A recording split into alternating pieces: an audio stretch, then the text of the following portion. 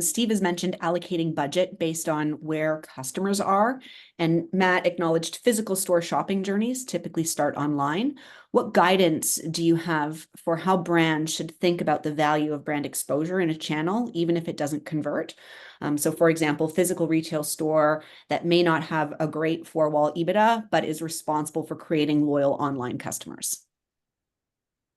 Geez, it's a good question. Matt, I'd actually would love to hear your take on this as well, but I think it comes down, to this fundamental piece that we talked about kind of earlier throughout this conversation.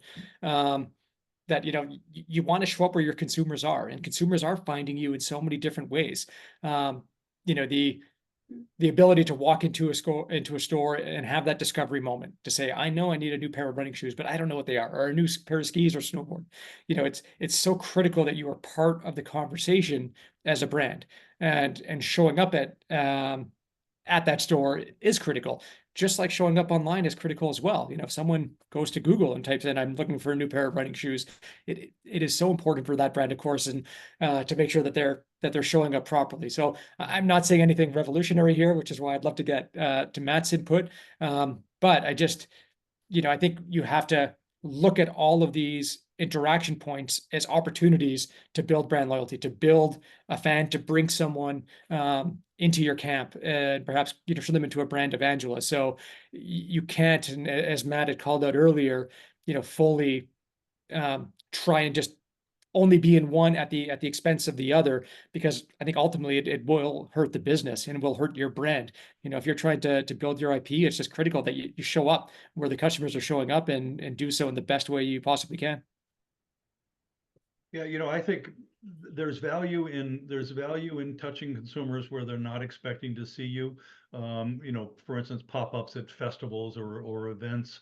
Think about the marathons and the merchandise tents at marathons, and being able to again talk directly to the consumer about your product.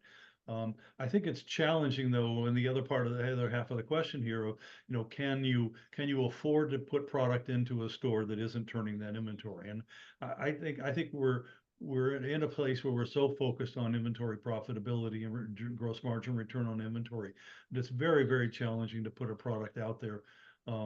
But with the advent of the internet, and the being able to say order in store and ship to home, or order in store and ship to store, to have a shoe on a wall that is not represented with inventory, but simply there is a try on, and so the consumer can hold it and look at it and see what color it is in real life.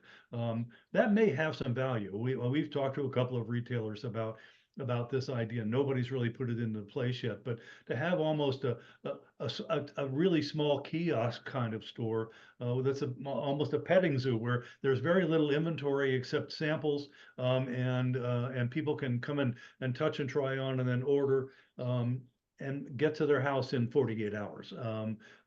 I think there's an interesting idea there for brands and retailers to play around with, but so far I haven't seen anyone really execute it well.